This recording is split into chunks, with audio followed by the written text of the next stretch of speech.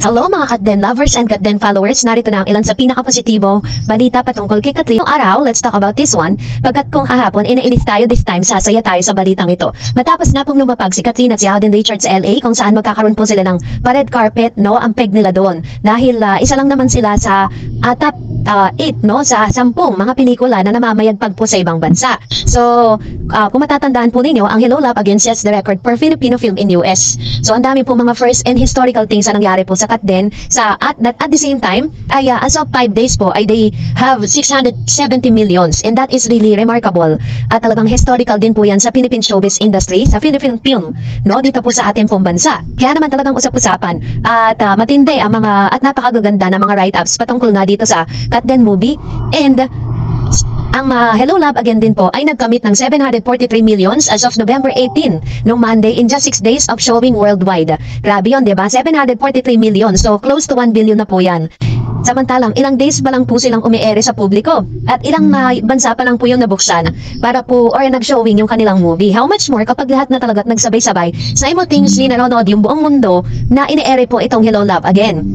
And of course, syempre, kinongratulate natin sila dahil aside from this, dahil po sa napakagandang natamong success po ng Hello Love Again, ay nag-pledge po sila para sa lahat po ng mga nasalanta ng bagyo. So, sabi po ng balita, bahagi ng kinita ng Hello Love Again ay ibibigay sa mga nasalanta ng bagyo. Which means, ang nakakatuwa dito is nakapanood ka na nga ng movie, tas naging part ka pa na ikaw ay nakatulong doon po sa mga nasalanta, no? Hindi mo man formally binigay or parang binigay ng personal, pero nakita natin that naging way po tayong lahat para po maiabot yung tulong.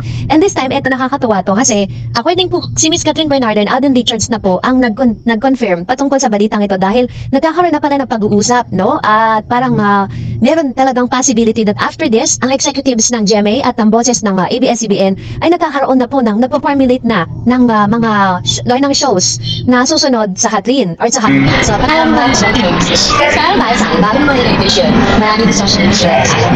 So, mapagpapahal tayo na logo numbers and then i-fish sa amin, so i-move it. Sabihin mo doon, kaya ako sa numbers para makasasaan sa then, para sa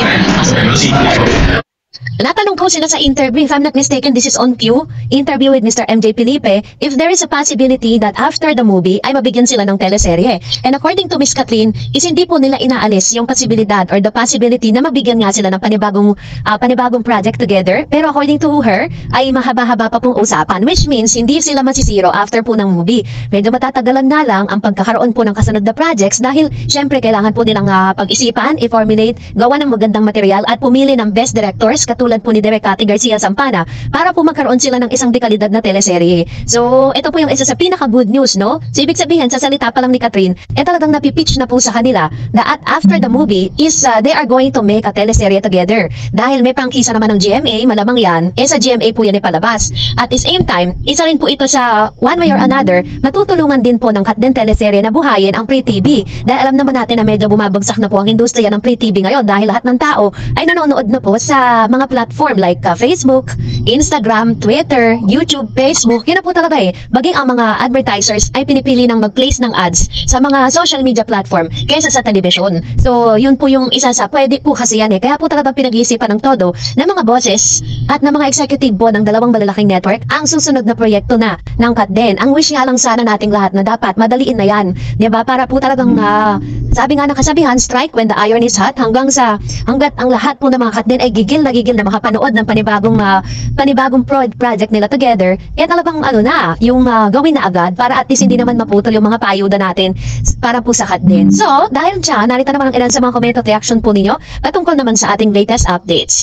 Sabi po ni Ma'am si Beverly Cristobal, bitter lang yung mga yan, di nila matanggap na ayaw na nikat sa kanila. Friend, napakadesente ng pagkakagawa ng scene nila, kaya nga, pag ang rate ng MTRCB dahil hindi malaswa very true. Sabi ni Miss Beatrice, napakaganda ng pelikula at walang mali, bitter ka, magsama kayo ni Daniel, di kayo marunong manood, puro ka pamintas, magsama kayo ni Summer, inggit.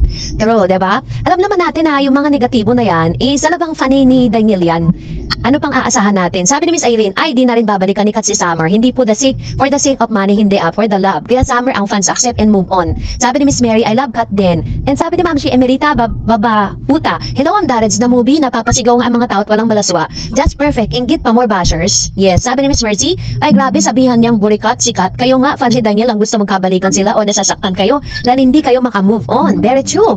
Biruin po ninyo, napakapangit na salita. Burikat daw si Catherine, samantalang, Diyos ko ha, parang diba mas masagwa kaya yung may girlfriend ka na makikipagjowa ka pa sa iba, makikipag-fling ka sa iba. Diba mas burikat yun? Sabi ni Miss Glorioso, ha, mahal namin ang Kat din. Sabihin na ninyo mga bashers kung anong gusto ninyong sabihin. Sa Kat din, wala kaming pake sa inyo. Basta kami walang magbabago. Nag-iisa lang si Kat. Decente, malaki ang respeto namin. Very true. Alam nyo, at tulad ng sinabi ni Miss Kathleen, is hindi po ma-identify ng pagkatao niya kung ano man po ang sabihin ng ibang tao. Hindi po maruruin ng pagkatao ni Catherine kasi at the end of the day, siya pa rin naman nakakakilala sa sarili niya. And sabi ni Miss Veronica, dapat to kasuhan, wag na po kayong umasang hindi na siya babalikan ni Kat. Threaten lang yan, baka malaos lalo yan. Kung ganyan ang demolition job, gawa nila, lalong magagalit ang fans. Very true. Mas lalo lang nilang dinidiin ng todo, no? Itong kanilang idol sa ginagawa nila. Ang sabi nga ng ilang mga fans, dapat daw, kung malapit yan kay Daniel, dito kay Summer, dapat sawayin niya, diba? Sabi ni Risa, hay naku Kat, move on, magpansinin ng bashers, mga walang magawa. At kung talagang mahal ni Daniel, bakit siya ng babae?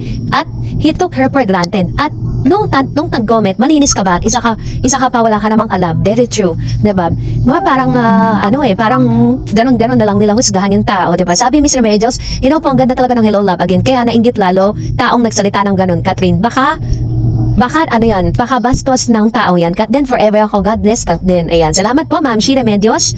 Ay nako, wag na tayo magpa-apekto sa mga ganyang klase ng tao. Pinakita ko lang sa inyo yan kasi para maging aware kayo. Just in case, diba? Sabi ni Miss Christine, pag hindi idepende ni Daniel sa sinabi ng friend niya kay Kat, lalo kang lulubog at mawawalan ka ng pag-asa sa buhay. O loko, sabi ni Miss Amelita, delikado mademanda yan. Nagsabi ng ganyan below the belt. Paninirang puri. Actually, kasi ano yan oral na defamatory statement kasi yan na parang nagbibigay ka ng critics pero parang yung pagkatao na nung tao, yung hinusgahan niya, diba? Sabi ni Cherry Blossom, correct, dapat hindi palagpasin ang masasamang pananalita laban kay Catherine Bernardo. Dapat siyang idemanda, dapat makulong para hindi pa marisa ng ibang bashers. This clear indication of verbal abuse. Hindi pwede ang ganitong pananalita. This is immoral. This is moral defamation. Kaya, sabi niya, sabi ni Miss Lynn Mac, watch HLA movie, walang laplapan na nangyari. Kissing scene nila ay very decent. Nakadikit lang ang labi nila sa isa't isa. It was done in a very respectful way. As of that man, once you find his channel, magsama-sama po ang mga fans ng Kat din to report him sa FB or YouTube, wherever he posted it. There's also a difference between cyberbullying, cyber defamation, and slander. Sabi niya, it is punishable by law. Free speech is not a crime, but once you use your word to defame someone, then it is crime. So mga fans na isa ko po kayo lahat at report kung sino man ang nagpakalat ng mga defamatory words about Kat or Alden. Actually, nahanap ko po yung account niya sa Facebook.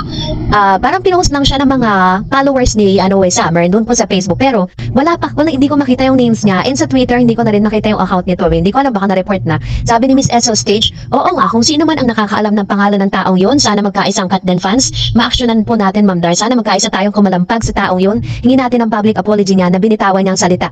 Tama po, diba? Ang dami nga po ng batsa kanya sa ex isa na po si Seren. Parang kapag po may mga nagsasalita ng di maganda against him, ay binablock niya agad. Sabi ni Miss Jeline, wala naman talagang masama sa ginawa nila. Inggit lang yung mga kasi malakas talaga ang Kat din. And sabi ni Miss Liza, go Kat din. Basta inggit pikit. Happy ako ngayon sa Kat din kasi kita sa mukha ni Kat, sobrang happy niya at blooming ni Kat ngayon. Bagay sila ni Alden. Very true naman. Sobrang bagay na bagay. Sabi ni Miss Ana Marie Salvador, Kat and Alden so good and perfect. Yung intention nila sa kikitain, malaking tulong yun sa mga kababayan natin. Kayo, may nagawa na ba kayo para sa kapwa nyo? Marami pa dyan, mas malala yung ginagawa sa scene. Inggit is out, love you Kat din. Yan. So talagang tinamaan talaga sila ng inggit. Dahil hindi naman magsasalita ng ganyan yan kung hindi yan basher. Dahil tayo na nakapanood, hindi naman ganun yung perception natin, diba? So, pero kung nagustuhan mo